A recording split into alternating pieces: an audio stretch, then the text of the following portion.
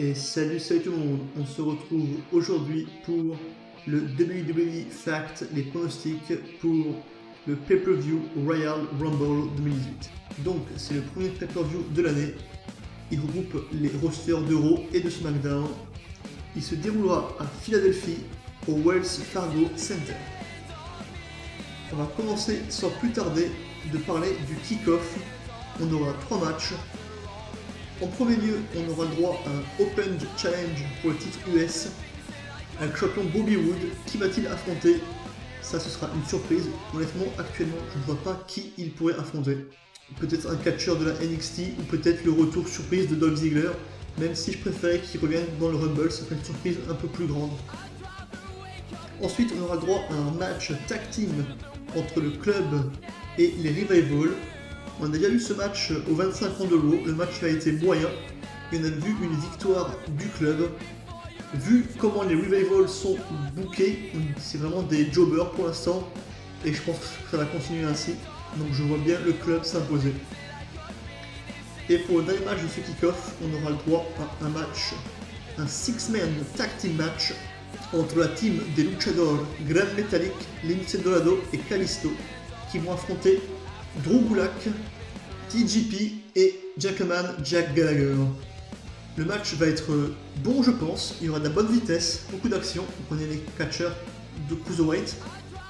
Et je pense que la team des Luchadors va l'emporter. On commence à présent la carte principale de ce show. On va commencer par parler d'abord du match pour le Raw Tag Team Championship entre Rollins et Jason Jordan, les champions, qui vont affronter D-Bar, Cesaro et Sheamus. Donc c'est un match, moi, qui m'intéresse plutôt. Ok, ça fait longtemps que les équipes s'affrontent, mais là c'est plus trop le Shield, puisque c'est lancé avec Jordan, ça change un petit peu au moins. Il y a beaucoup de tension entre Rollins et Jordan, et je pense que ça va jouer. Dans ce match, je vois bien Jason Jordan faire de la merde, comme il est capable de le faire, et de faire perdre accidentellement son équipe, ce qui permettrait donc à Cesaro et Sheamus de redevenir champions. Comme dit, il y a vraiment beaucoup de tension entre les deux. Rollins l'a frappé par inadvertance au 25 ans d'Euro. Et ça, il y a des rumeurs qui parlent comme quoi on aurait dû avoir un Rollins Ambrose, mais avec la blessure de Ambrose, ça tombe un petit peu à l'eau. Donc ils vont peut-être se rabattre sur un match entre Jordan et Rollins à WrestleMania. Même si vraiment ça m'intéresserait, mais pas du tout, quoi. Donc je table vraiment sur une victoire de Z-Bar. On continue maintenant avec le match pour les SmackDown Tag Team Championship, un 2-out 3-Falls match entre les Usos et Gable et Benjamin. Donc dans ce match, il faut réussir 2 tombées ou 2 soumissions pour l'emporter. Donc c'est un match qui va se faire en plusieurs parties. Je pense qu'au début, on aura une victoire de Gable et Benjamin pour le premier point. Ensuite, les Usos, et les Usos vont enchaîner une deuxième victoire. J'espère vraiment que les Usos vont conserver, parce que c'est une équipe qui me plaît beaucoup et je les trouve vraiment crédibles. Pour moi, c'est la meilleure équipe actuellement à WWE. Contrairement à l'autre équipe là, que je n'aime pas du tout, vraiment, je les supporte pas, je trouve qu'ils sont pas crédibles. Je trouve qu'ils ont rien en fait. On dirait American Alpha mais sans Jason Jordan. C'est un petit peu à chier, je trouve. Et je trouverais que c'est vraiment inutile et moche pour les Usos qui ont vraiment été la meilleure équipe de l'année dernière de les faire perdre maintenant. J'espère qu'ils vont continuer d'être champions au moins jusqu'à WrestleMania et même après. On continue maintenant avec le match pour le WWE Championship entre AJ Styles qui affronte Kami, Zayn et Owens en handicap match. Alors pourquoi ce match est-il handicap? Kevin Owens serait blessé au dos et donc Sami Zayn aurait été ajouté au match pour apporter un peu de peps à ce match. Mais bon, si Owens il est vraiment blessé, mieux vaut le laisser de côté, mettez-le comme manager et laissez Sami Zayn avoir enfin un match, il le mériterait. Même si c'est clair que ça ferait vraiment bizarre de voir Sami Zayn champion, même si je l'apprécie beaucoup, mais ça me ferait bizarre de le voir champion. Et ensuite, ça parle beaucoup d'une rivalité entre Owens et Zayn pour WrestleMania. Moi ça me plairait bien. Il y a déjà eu une entre les deux et les matchs étaient plutôt cool. Et donc je pense que ça va commencer déjà à dégénérer entre eux pendant ce match. Et surtout aussi, il y a eu cette histoire de l'affiche pour le prochain pay-per-view de SmackDown, qui sera Fastlane, où on a vu un clip de promo, où vous voyez donc un match où AJ Styles était encore le champion pour le main event. Donc avec toutes ces idées, et déjà moi je pensais vraiment que AJ Styles va conserver le titre. Donc AJ Styles pour moi reste le champion de la WWE et c'est très bien comme ça. Ensuite, on aura donc le Triple Threat match pour le Universal Championship entre le champion Brock Lesnar, Braun Strowman et Kane.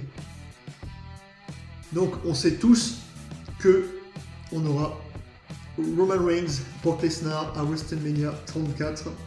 Donc le résultat de ce match, on connaît quasiment tous. C'est quasiment sûr que Brock Lesnar va s'imposer avec un seul F5 comme il le fait à chaque fois. Et ça c'est vraiment à chier. Malgré que, une fois de plus, Braun Strowman a vraiment dominé entièrement la rivalité. Mais bon, on le monte comme étant un monstre. Et d'ailleurs, il n'arrive même pas à battre un homme. Et ça, c'est pas vraiment bien booké, je trouve. C'est dommage pour lui, parce que vraiment, c'est un catcheur que les gens apprécient, que j'apprécie beaucoup. Et qui pourrait être un très très grand champion universel. Mais on dirait qu'elle ne croit pas en lui, ou en tout cas ne croit pas à lui pour l'instant. Il y a aussi des grosses rumeurs qui parlent d'un Braun Strowman contre Miz à WrestleMania pour le titre intercontinental. Donc toutes ces infos spoilent un peu le match. Donc je pense que Brock Lesnar va conserver la ceinture et je pense que c'est Kane qui va prendre le tombeau. Ensuite, maintenant, on passe au premier Royal Rumble féminin de l'histoire. C'est très bien, moi je suis très content qu'il y ait un match Rumble féminin. Elle le méritait depuis bien longtemps. Je pense que ça peut faire vraiment un beau spectacle et une fois de plus, je vois ça comme une récompense pour la division féminine qui depuis plusieurs années nous offre des matchs d'anthologie. Alors, c'est un match à 30. Il y a 18 catcheuses qui sont annoncées, donc ça offre 12 places pour des retours et pour des débuts. On va commencer par les débuts que je vois. Je vois bien le iconique duo Peyton Ross et Billie Kay commencer. Et Nikki Cross de la NXT, pourquoi pas. Après, pour les retours, je verrais bien Trish Stratus, la plus grande championne diva de l'histoire, Seth Rollins, si je me rappelle bien. Ensuite, j'espère vraiment qu'il y aura Lita, c'est vraiment la catcheuse que j'apprécie le plus. Beth Phoenix, une très très grande championne aussi, très puissante, qui pourrait amener vraiment de la puissance dans ce Royal Rumble. Et il y aura sûrement le retour des Bellatrix, même si je m'en passerai aisément. Ensuite, aux dernières nouvelles, Ronda Rousey a annoncé qu'elle ne sera pas là au Rumble. Triple H a confirmé qu'elle ne sera pas là. Mais comment dire, si elle est là, elle va pas le dire qu'elle vient, parce que si elle le dit, ben en fait il n'y aura plus de surprise. Et ça gâcherait un petit peu la chose. Donc si Ronda Rousey vient au Rumble, je pense qu'elle va s'imposer. Autrement, si Ronda Rousey n'est pas là, je verrais bien Asuka gagner. Même si, comment dire, elle a donc sa série d'invincibilité en cours. Mais si elle perd le Rumble, c'est vraiment une défaite pour elle. Parce qu'il n'y a pas eu de tombée, il n'y a pas eu de soumission. Alors, autrement, qui peut-être pour gagner ce Rumble? Pourquoi pas Nia Jax, même si on sait que dès que tu es un peu imposant, ben on se met à 10 sur toi pour te virer. Donc je ne pense pas non plus. Becky Lynch, pourquoi pas, elle mériterait enfin d'être remise sur le droit devant de la scène. Mais vu comment elle est bookée actuellement, ça m'étonnerait. Ruby Riott, elle pourrait être aidée par ses deux acolytes, mais bon, à 3 contre 27, ça va être un peu difficile. Non, pour moi vraiment, je pense que c'est Asuka qui va l'emporter. Même si c'est un petit peu trop facile, c'est un petit peu trop prévisible. Mais connaissant la WWE, je m'attends rarement à des surprises. Donc pour moi, Asuka va gagner le Royal Rumble et affronter Alexa Bliss à WrestleMania. Ensuite, maintenant, on va terminer par le Royal Rumble masculin, qui sera certainement le main event de ce show. Donc là, niveau début surprise, je vois bien le nouvel arrivant Ethan Carter III de la TNA faire ses débuts. Il a signé il y a quelques semaines, donc pourquoi pas des débuts. Et j'aimerais bien voir les débuts de Kenny Omega, le catcheur de la New Japan Wrestling. Même si c'est un petit peu tiré par les cheveux, mais pourquoi pas. Jericho il a bien fait un match là-bas, donc pourquoi pas Kenny Omega au Rumble, ça ferait vraiment plaisir. Ensuite, pour les retours, ça parle peut-être de Rey Mysterio, ça me déplairait pas non plus. J'aimerais bien voir le retour de Drew McIntyre après passage à la NXT, ça serait vraiment cool. Un retour surprise de Dolph Ziggler, c'est une grosse rumeur actuellement. Et après, vraiment, le retour que j'attends depuis des années, j'attends ça à chaque fois, à chaque SmackDown. C'est vraiment tiré par les cheveux, mais ça, ce serait mon kiff ultime. Le retour du Best in the World, CM Punk, qui est pour moi le plus grand catcheur de tous les temps. Maintenant, revenons à nos moutons. Alors, pour ce Royal Rumble masculin, pour moi, il y a 3 noms qui se détachent des autres. Ce serait Shinsuke Nakamura, John Cena et Roman Reigns. Pour moi, c'est les 3 vainqueurs potentiels. Alors, Shinsuke Nakamura, pourquoi? En gros, Shinsuke Nakamura, s'il gagne ce match, ça nous ferait Nakamura et AJ Styles, et c'est, je pense, le match le plus vendeur possible pour vendre des places pour WrestleMania 34. C'est le match que tout le monde attend depuis des années. Depuis que Shinsuke Nakamura est à la NXT et Styles dans le roster principal, ça ne parle que de ça. Les fans veulent voir ce match, et moi aussi.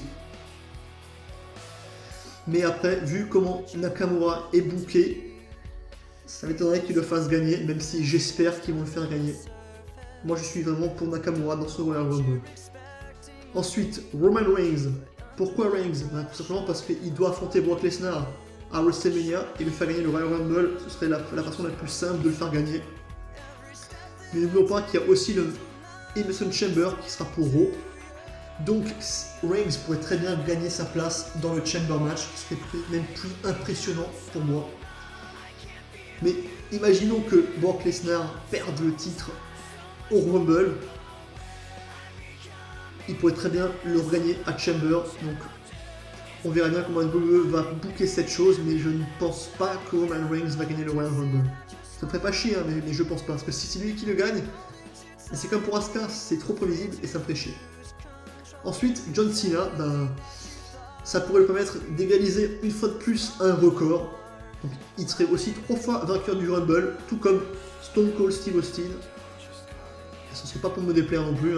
John Cena, c'est un catcheur qui mériterait de battre encore une fois un record. Et en plus, ça pourrait l'amener vers son 17e titre de champion du monde à WrestleMania. Et on sait que John Cena et AJ Styles, on en a eu 2. Et c'était 2 matchs de folie.